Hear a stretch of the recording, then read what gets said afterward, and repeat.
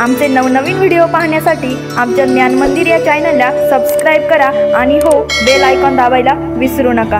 जय शिवराय। की वृक्षाची पाने हले ज्याची सत्ता, भगवंताच्या सत्तेशिवाय तर पानच हलत नाही। मग 84 लक्ष योनीमधून मिळालेला हा देह जी मुक्ती प्राप्त करण्यासाठी मिळालेला आहे तो मिळणारच नाही का? कारण भगवंताच्या सत्तेशिवाय तर पानही हलत नाही। मग अगदी सोपं करून सांगतो महाराज, मला सांगा, तुमचं पोट दुखतंय असं आपण ग्राह्य धरलं किंवा तुम्ही आजारी आहात असं ग्राह्य धरलं म्हणून तुमचं पोट दुखतं म्हणून त्यावरती गोळी आणायला जर तुम्ही गावातल्या किराणा मालाच्या दुकानात गेलात तर तुम्हाला गोळी मिळेल का? मिळेल का? नाही। त्यासाठी आम्हाला कुठं जावं लागेल? मेडिकलमध्ये जावं लागेल। त्याचप्रमाणे 84 लक्ष योनीमध्ये जर आम्हाला मुक्ती म्हणजे मोक्ष प्राप्त करायचा असेल तर फक्त आणि फक्त या मृत्यूलोकातच यावं लागेल। हा मृत्यूलोक नेमका आहे कसा? अहो, स्वर्गीचे अमर इच्छिताती देव मृत्यूलोकी भावा जन्म। म्हणजे स्वर्गाचे अमर असणाऱ्या देवदेवतांना सुद्धा खऱ्या अर्थाने या मृत्यूलोकाची आस आहे। नव्हे मग ज्या स्वर्गाच्या देवदेवतांना या मृत्यूलोकाची आस आहे, ज्यामध्ये तुमचा माझा जन्म झाला आहे, हा मृत्यूलोक जर एवढा प्रिय आहे तर मग तो स्वर्गाच्या देवतांना जर त्याची आस असेल तर हे समजून घ्यावं लागेल की तो स्वर्ग नेमका आहे कसा। आता तुमचं माझं जाणं झालं नाही, पण महावैष्णवमौली ज्ञानोबराय सांगतात तो स्वर्ग नेमका आहे कसा। जेथे महासिद्धीची भंडारे, अमृताची कोठारे, पई गाई खिल्लारे कामधेनूची। जिथं महासिद्धीची भंडार आहेत, अमृताची कोठार आहेत आणि असंख्य अगणित इच्छा पूर्ण करणाऱ्या कामधेनूची लेकरं आहेत, असा जो स्वर्ग आहे त्या स्वर्गाचे देवदेवता सुद्धा या मृत्यूलोकाची आस आहे। नव्हे आम्ही वैकुंठवासी आलो याची कारणासी। म्हणजे भगवंताला सुद्धा मृत्यूलोकाची आस आहे, संतांना सुद्धा मृत्यूलोकाची आस आहे आणि याच मृत्यूलोकामध्ये तुमचा माझा जन्म तर आज झालेला आहे, पण तया झाला फाटा बाधिकेचा। काम, क्रोध, मोह, माया आणि लोभ याचा फाटा या देहाला झाल्यामुळे झालं काय? मोक्षाची दारं आमच्यासाठी बंद झाली। अहो, कसला गर्व आहे महाराज आम्हाला। मी डॉक्टर गर्व होतो, मी वकील गर्व होतो, मी इंजिनियर गर्व होतो, मी प्राध्यापक गर्व होतो, मी कीर्तनकार गर्व होतो। अहो, महाराज सांगतात अन्न मान धन हे तर प्रारब्ध आधीन। हो, येताना आम्ही काही आणलं नाही, जाताना काही नेणार नाही। मला सांगा, आज आपलं काही आहे हा सुद्धा तुमचा आणि माझा भ्रम आहे महाराज। पण वाक्य उलटं करतो, येताना घेऊन आलो तुमचं माझं प्रारब्ध होतं, आज करतोय ते आपलं क्रियामान कर्म आहे आणि घेऊन जाणार आहोत ते तुमचं माझं संचित आहे। मग संचिताचं गाठोडं जर आम्हाला व्यवस्थित बांधायचं असेल तर आज आमची कर्म आम्हाला आदर्शवत करावी लागतील आणि कर्म जर आदर्शवत करायचे असतील तर त्यासाठी संस्कार अत्यंत महत्त्वाचे आहेत। आणि आज मितीला जर आमचे संस्कार चांगले असतील तर आमच्याकडून जे काही कर्म होईल ते कर्म कसं असेल तर खऱ्या अर्थानं ते कर्म तुमच्या माझ्या जीवनाला सुगंध देणारा असेल। अहो, महावैष्णवमौली ज्ञानोबराय संजीवन समाधी घेतलेली एवढी वर्ष उलटून गेली, पण आजही ज्ञानोबराय म्हटलं की आम्ही नतमस्तक झाल्याशिवाय राहत नाही। छत्रपती शिवराय अनंतात विलीन झाले, एवढे वर्ष निघून गेले, पण आजही शिवराय म्हटलं की आम्ही नतमस्तक झाल्याशिवाय राहत नाही। बाबांचं आज प्रथम पुण्यस्मरण, पण आजही बाबा तुमच्या माझ्या प्रत्येकाच्या काळजात आहेत। कारण खऱ्या अर्थानं देहानं जरी ते गेले असले तरी कर्मानं जिवंत आहेत। कारण मनुष्य जीवनामध्ये जर आम्हाला मुक्ती म्हणजे मोक्ष प्राप्त करायचा असेल तर त्यासाठी खऱ्या अर्थानं जी लक्ष्मण रेषा आहे ती म्हणजे कर्म आहे। आमच्या कर्माचं गाठोडं जसं असणार आहे त्यानुसार आमचा पुढचा प्रवास होणार आहे। आज जर आमच्या तुमच्या प्रत्येकाच्या जीवनाला जर मोक्ष प्राप्त करून घ्यायचा असेल, मुक्ती जर प्राप्त करून घ्यायची असेल, त्यासाठी मोठमोठे ग्रंथ वाचायची गरज नाही महाराज। अगदी सोपं करून सांगतो, आम्हाला जो मार्ग दाखवला तो गीता आणि ज्ञानेश्वरीनं दाखवलेला आहे। पण आमची शोकांतिका अशी आहे, आज आम्हाला गीता वाचायला आवडत नाही, ती कॉलेजच्या गेटवर जाऊन पाहायला आवडते। आज आम्हाला ज्ञानेश्वरी वाचायला आवडत नाही, ती कॉलेजच्या गेटवर जाऊन पाहायला आवडते। मी सगळ्यांना हात जोडून विनंती करतो, नाही ज्ञानेश्वरी वाचता आली वाचू नका, नाही भगवद्गीता समजून घेता आली समजून घेऊ नका, पण खऱ्या अर्थानं तुमच्या माझ्या जीवनाला मुक्ती प्राप्त करून देणारे ज्ञानेश्वरी आणि गीतेने सांगितलेले 4 योग जर आमच्या जीवनामध्ये अंगीकारले गेले तर तुमच्या माझ्या जीवनाला मुक्ती प्राप्त झाल्याशिवाय राहणार नाही। थोडंसं विषयांतर करून एक वाक्य बोलतो महाराज, मी स्वतः सायकोलॉजीचा प्राध्यापक आहे। आज महाराष्ट्रामध्ये जर सगळ्यात मोठा कोणता आजार निर्माण झाला असेल तर हृदयविकार नाही महाराज, मधुमेह नाही, सगळ्यात मोठा आजार आज जर कोणता असेल तर तो म्हणजे डिप्रेशन आहे। आज नकारात्मकतेनं आज संबंध देश वेढला गेला आहे। या नकारात्मकतेतून सुद्धा बाहेर पडण्याची चावी म्हणजे 2 मॅनेजमेंटचे ग्रंथ आहेत, एक म्हणजे ज्ञानोबरांची ज्ञानेश्वरी आणि एक म्हणजे तुकोबारांची गाथा। पण आज त्या अनुषंगानं आम्ही ती समजून घेत नाही, म्हणून आम्हाला समजत नाही महाराज। पहिला योग म्हणजे कर्मयोग आहे।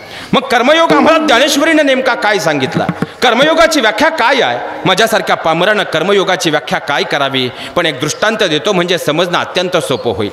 एकदा वैकुंठामध्ये नारद मुनींनी भगवान परमात्म्याला प्रश्न केला की भगवंत, माझ्या प्रत्येक श्वासागणित मी तुमच्या नामाची जपमाळ ओढतो आहे, माझ्या प्रत्येक श्वासागणित मी नारायण नारायण हा जप करतो आहे. मला खात्री आहे या तिन्ही लोकांमध्ये तुमचा सर्वश्रेष्ठ आणि अच्युतम भक्त जर कोण असेल तर तो म्हणजे मी आहे. आणि कहे गए श्याम सुंदर, भगवान परमात्मा उत्तर झाले, नाही नारद मुनी, या जगाच्या पाठीवर माझा अच्युतम श्रेष्ठ भक्त जर कोण असेल तर तो उत्तर भारतामध्ये राहतो, ज्याचं नाव श्रीहरी आहे.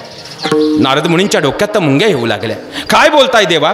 अहो, मी प्रत्येक श्वासागणित तुमच्या नामाची जपमाळ ओढतो आणि तुम्ही असं म्हणताय की तुमचा सर्वश्रेष्ठ भक्त तो उत्तर भारतातला श्रीहरी आहे, याचं कारण काय? आणि कहे गए श्याम सुंदर, भगवान परमात्मा उत्तर आले, नारद मुनी आता माझ्याकडे तेवढा वेळ नाही, पण तुम्हाला उत्तरच जर जाणून घ्यायचंय तुम्ही स्वतः जाऊन पहा. आणि नारद मुनींनी खऱ्या अर्थानं तिथून प्रयाण केलं, उत्तर भारतात आले. श्रीहरीच्या घराच्या बाजूला एक अजान वृक्ष होता, त्या अजान वृक्षावर जाऊन बसले आणि श्रीहरीचा दिनक्रम निहाळू लागले. श्रीहरी सकाळी उठला, आंघोळ झाली की पहिल्यांदा दिवे लागण करायचा, दिवे लागण झाली, कामं आटोपली की देवाला नैवेद्य दाखवायचा, जेवण करायचा आणि सकाळी 10 वाजता खांद्यावर नांगर घेतला आपल्या शेतात निघून जायचा. संध्याकाळी काम उठपून घरी आला, हातपाय धुतले की पुन्हा देवाला दिवे लागण करायचा, नंतर नैवेद्य दाखवून जेवण करायचा, भगवंताचं एकदा नाम घेऊन शांतपणे झोपायचा. 4 दिवस हा दिनक्रम गेला आणि 5व्या दिवशी नारद मुनी पुन्हा वैकुंठात आले आणि भगवान परमात्म्याच्या समोर उभे ठाकले. देवा देवा, चेष्टा करता होय माझी, चेष्टा करता होय माझी. हो, तो श्रीहरी सकाळी एकदा तुमचं नाव घेतो आणि संध्याकाळी एकदा तुमचं नाव घेतो, मी तर प्रत्येक श्वासागणित तुमच्या नामाची जपमाळ ओढतो, तरी तुम्ही असं म्हणताय की तो श्रीहरी तुमचा परमभक्त आहे. कारण काय देवा? उत्तर तर हवं आहे मला. आणि त्याच वेळी कहे गए श्याम सुंदर, भगवान परमात्मा उत्तर झाले, नारद मुनी याचं उत्तर मी तुम्हाला नक्की देईल, पण माझं एक महत्त्वाचं त्या अगोदर तुम्हाला काम करावं लागेल.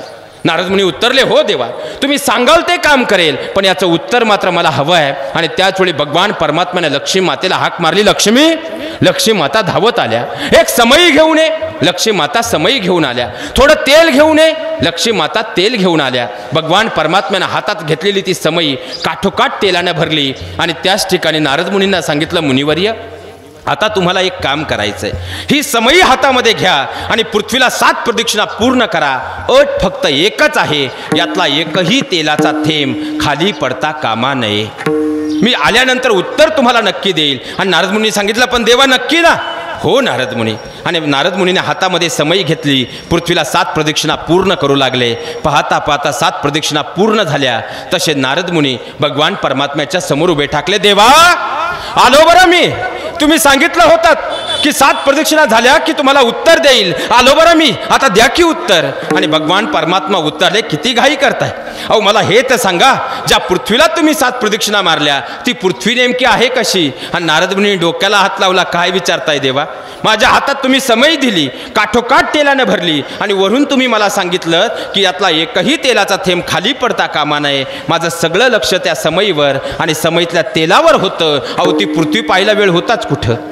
आणि त्याच वेळी भगवान परमात्मा उत्तरते झाले, कहे गए श्याम सुंदर, अरे वेड्या, मग माझा श्रीहरी तरी यापेक्षा वेगळं काय करतोय रे? या कलियुगामध्ये मी त्याला शेतकरी म्हणून जन्माला घातलंय ना, तो त्याच्या शेतीचं काम, ती पूजा समजून प्रामाणिकपणे करतोय. कांदा मुळा भाजी अवघी विठाई माझी. खऱ्या अर्थानं तो त्याच्या शेतीचं काम प्रामाणिकपणे करतोय ना, अरे वेड्या, तीच त्याची देवपूजा आहे, म्हणून तो माझा सर्वोच्च प्रामाणिक भक्त आहे. तुम्ही शेतकरी आहात ना, तुमची शेतीचं काम प्रामाणिकपणे करणं म्हणजे तुमची देवपूजा आहे. तुम्ही नोकरी करताय, तुमची नोकरी प्रामाणिकपणे करणं हीच तुमची देवपूजा आहे. तुम्ही व्यवसाय करताय, तुमचा व्यवसाय प्रामाणिकपणे करणं ही तुमची देवपूजा आहे. आम्ही घरात स्वयंपाक बनवतो, तो उल्हासित आणि प्रसन्न मनानं बनवणं ही आमची देवपूजा आहे. आम्हाला ज्ञानेश्वरी आणि गीतेने दिलेला पहिला योग तो म्हणजे खऱ्या अर्थानं तुम्ही या 2 करांनी म्हणजे हाताने जे काही काम करता ते काम प्रामाणिकपणे करा. हाच जीवनातला पहिला म्हणजे योग, तो म्हणजे कर्मयोग आहे. दुसरा योग तो म्हणजे खऱ्या अर्थानं ज्ञानयोग आहे. आता त्या काळात शिक्षणाच्या सुविधा फारशा उपलब्ध नव्हत्या, पण बाबांनी खऱ्या अर्थानं आपल्या लेकरांना ज्ञानानं स्वयंपूर्ण केलं. अगदी सोपं करून सांगतो महाराज. एक छोटंसं 3 वर्षाचं लेकरू आता दूरदूर धावत आलं आणि त्यानं सांगितलं की मी आता इथे एक सर्प पाहिला, आपण त्यावर विश्वास ठेवू का? विश्वास ठेवणार नाही. एखादा दारुडा व्यक्ती आला, एखादा व्यसनी आला आणि त्यांनी सांगितलं मी आता इथे एक साप पाहिला, आपण विश्वास ठेवू का? आपण विश्वास ठेवणार नाही. पण एखादा ज्ञानी मनुष्य जर या ठिकाणी आला आणि त्यानं सांगितलं मी आत्ताच इथे एक सर्प पाहिला, आपण त्याच्यावर विश्वास ठेवणार. माफ करा, आपण त्याच्या ज्ञानावर विश्वास ठेवणार, कारण मनुष्य स्वयंपूर्ण होतो, तो ज्ञानानं होत असतो. जरी बाबांच्या काळात शिक्षणाच्या फारशा सुविधा उपलब्ध नव्हत्या, पण अध्यात्म क्षेत्रातलं बाबांनी उत्तुंग असं ज्ञान खऱ्या अर्थानं प्राप्त केलं. नव्हे त्यांनी आपल्या सर्व लेकरांना सुद्धा ज्ञानानं परिपूर्ण केलं. तिसरा योग म्हणजे भक्तियोग आहे. भक्तियोगाची व्याख्या माझ्यासारख्या पामरानं काय करावी? भक्ती म्हणजे नेमका काय आहे? भक्ती ज्यावेळी भुकेत येते आपण तिला उपवास असं म्हणतो. भक्ती ज्यावेळी अन्नात येते आपण तिला महाप्रसाद असं म्हणतो. भक्ती ज्यावेळी पाण्यात येते आपण तिला तीर्थ असं म्हणतो. भक्ती ज्यावेळी प्रवासाला निघते आपण तिला तीर्थयात्रा असं म्हणतो. भक्ती ज्यावेळी संगीतात येते आपण तिला कीर्तन असं म्हणतो. भक्ती ज्यावेळी लोकसंगीतात येते आपण तिला भारूड असं म्हणतो. भक्ती ज्यावेळी कृतीत येते आपण तिला सेवा असं म्हणतो. आणि एकदा का ती माणसाच्या अंतकरणामध्ये रुजली की वारकरी संप्रदायाचा अखिल असणारा कणा तो म्हणजे मानवता. मानवता हा धर्म रुजला जातो. नव्हे तर प्रत्येकाच्या अंतकरणामधलाच भगवंत या ठिकाणी दिसायला प्रारंभ होतो. देव पाहावयासी गेलो, देवची होऊन ठेवलो. खऱ्या अर्थानं त्या भगवंताची पूजा करताना या नरदेहाला सुद्धा देवत्व प्राप्त होतं. बाबांच्या घरी आलेला कोणताही व्यक्ती जेवण चहा पाणी घेतल्याशिवाय कधी गेला नाही. बाबांनी प्रत्येकाच्या अंतकरणामधला भगवंत पाहिला. कितीही घाई असू द्या, पण घरासमोरून जाताना बाबा जर पाहिले, बाबांच्या डोक्यावरचा फेटा पाहिला की 2 मिनिटं माणूस थांबला, घरात जाऊन बाबांबरोबर गप्पा मारूनच पुढे गेला. कारण बाबांनीही तेवढंच प्रेम समाजाला दिलं. बाबांनी प्रत्येकाच्या अंतकरणामधला भगवंत पाहिला. चौथा योग तो म्हणजे राजयोग आहे. आता राजयोगाचा व्याख्या काय करायची? राजयोगाबद्दल जर बोलायला गेलो महाराज तर 2 तासही कमी पडतील. पण राजयोगाचं गुणोत्तर आहे. राजयोगाचं गुणोत्तर 4 शब्दांमध्ये आहे. ते म्हणजे सत्य, अहिंसा, अस्तेय आणि ब्रह्मचर्य. आता ब्रह्मचर्य तत्व आणि वारकरी संज्ञा जर समजून घेतली, वारीच्या काळामध्ये वारकरी करतो ते तत्वाचं पालन सुद्धा ब्रह्मचर्य तत्व आहे. सत्य, आता सत्य ही गोष्ट समजून घ्यायला प्रचंड अवघड आहे. अहो, माझ्या ज्ञानोबारांच्या मुखातूनच ज्ञानेश्वरी का आली? इतर संतांच्या मुखामधून ज्ञानेश्वरी का आली नाही? ज्ञानोबारांच्या मुखातून का आली याचं उत्तर देताना स्वतः ज्ञानोबाराय सांगतात की माझ्याच मुखातून ज्ञानेश्वरी का आली? माझी असत्यवादाचे तप केले असे बहुत कल्प, तया फळाचे महाद्वीप पातलो प्रभू. म्हणजे खऱ्या अर्थानं मी जेव्हा आलो मी फक्त आणि फक्त सत्यवाचेचे आणि सत्यवादेचे तप केले, म्हणून माझ्या मुखातून ज्ञानेश्वरी आली.